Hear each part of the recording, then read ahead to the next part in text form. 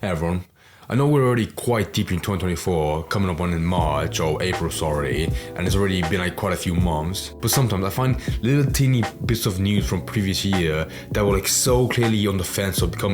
being part of the new year, but was still like part of 2023, so it doesn't feel like as new. But it is small video or bit of news I found, which is so good and just a golden piece of history that I feel like I had to talk about it in this one, even though it happened basically at the border of the last few days of 2023. Which you already know that by then there will be like Christmas parties or New Year parties where people just celebrate, which I really feel like is a huge motivation for what happened in this story, where like this guy was coming out of one and it's what led him to be in this scenario that he was caught in. And I say caught, which sounds like a bad connotation as if like he's purely innocent and it was out of control. But when I first saw the story of this random guy, it's one of those things where you couldn't believe just how dumb they are, despite like, even though they're very clearly drunk, they were just so naturally like brain dead. It wouldn't have made that difference if they had alcohol in the system, and they would probably done it either way if they were sober. Well, the story of this guy around the 29th of December last year, where police were just like driving down the M5 highway and they happened to catch a guy on the hard shoulder of a massive highway down the left, just riding like a tiny like one of those tiny dinky e-scooters that you see like some kid in high school ride to school. But here he was right there on the motorway, which even though he was like on a hard shoulder, which is meant for people to like pull over, the fact like he was just 1 inch away from like just crossing over, which he could have if he was drunk, or just having someone not see him and just collide with him. Because this would seem like someone who doesn't have a car or can't get a bus back home, and this was the only solution where like they had to get on the road to get back home because there was no other way. Which even then they would take like some precautions to make it as safe as possible. I mean, there's only a limit to how safe it can be to be on a motorway on an e-scooter, but they would try stuff like wearing like a high-vis vest so at least to have people see them. But when you see, it's like one of those like found footage films where you can see like the monster from a distance, so when the police just pull up next to him and make him pull over, which he did thankfully, you can just see him wear like just an average hoodie and jeans, which to me is a sign that from whatever party he came back from, he definitely fucked hard. Because I don't know how to describe, but you can tell from like seeing the back of an outfit where like they just slept in it for like 72 hours straight and they can't be bothered to change until they get back home. And even though I saw nothing about like him being drunk or having like any alcohol in his system, you can so clearly tell like the sluggishness of like him turning back and seeing the police and be like, oh, what is that? Which is the only thing that sucks about this video, because I think the body cam just ends there because they only have it like on the car, so the police couldn't like talk to him for like 5 minutes and at least check if he's alright. I mean, it wouldn't have turned violent, but it would have been fun to see like his 5-second delayed reaction of like every question they ask him just taking so long to respond. Plus I feel like all the elements in that situation would have lined up perfectly to like make a funny video, just seeing like how he reacts. Well, it's all funny, but by the end he gets home safely after being arrested, but it's still like, you know, in good heart. Because you know, it was nothing like too violent where like the police were rushing to arrest him to like stop him from getting away, where it was way more simpler when they saw him, they pulled over, you know, talked to him nicely, and then, you know, just took him to the station. And especially during the time when they arrested him at 3 a.m. when they were probably so bored, they had to like patrol the area,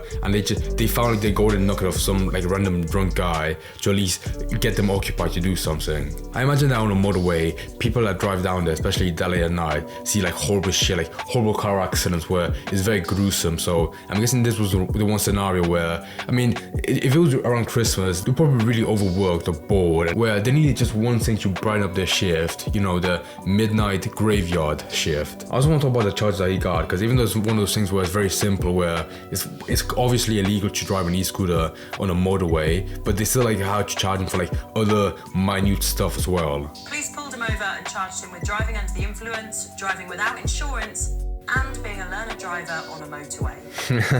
I love that. It was one of those things again where like it's very clearly illegal, but they had to add that as well. Where he's also a learner driver, like, oh my god, thank god they arrested him before he caused chaos. It's one of those things where like already the huge charge of him like of being drunk and being on a motorway without really a car, that's bad enough, but those small charges that get added to his record are even funnier, like just driving like without a proper license and not having insurance. Which I'm not sure like what that's called, or if it's really like that bad to be on your criminal record. But it's funny because he's probably gonna have to buy insurance for when he gets an actual car, and the company's gonna see like, oh, we can charge him extra for that one time he drove an e-scooter without insurance. Ooh, you know, it would have been nice to see him like at least prepare for the way back home to like at least not get arrested for that, for the insurance part. He at least, you know, paid for like a week for some insurance company, which even then that would still suck because they're probably still charging for like way too much just for an e-scooter, which I don't think is covered by car companies. I mean,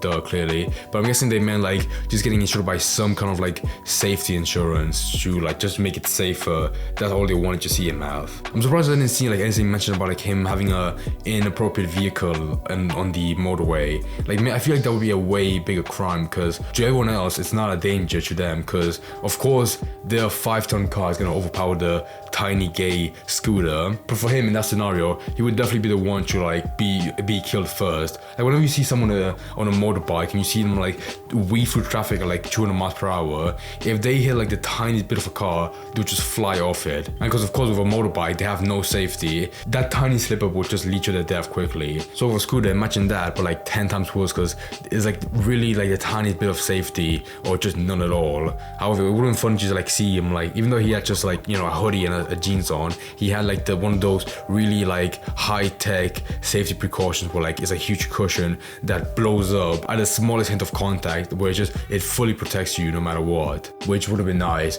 But you know, if he's drunk, which I just saw mentioned like specifically, I'm guessing he didn't really care about the dangers, but like he just wants to go home and just fall asleep on his bed for like 5 days straight. The one thing I want to know is like how close he got to getting across home, because it would have been sad to see like we finished like 80% of the journey and he was that close, but at that time the police just, you know, perfectly caught him and he was that close to just getting home, not getting arrested, and just having like the best sleep of his life. And also having like spent extra time to like talking to the police and, you know, answering every small question that he feels so tired for because he's that drunk at 3 a.m. as well, after like probably a Christmas party that was probably would have been that great, but at least he just wanted to get home and, you know, fall asleep.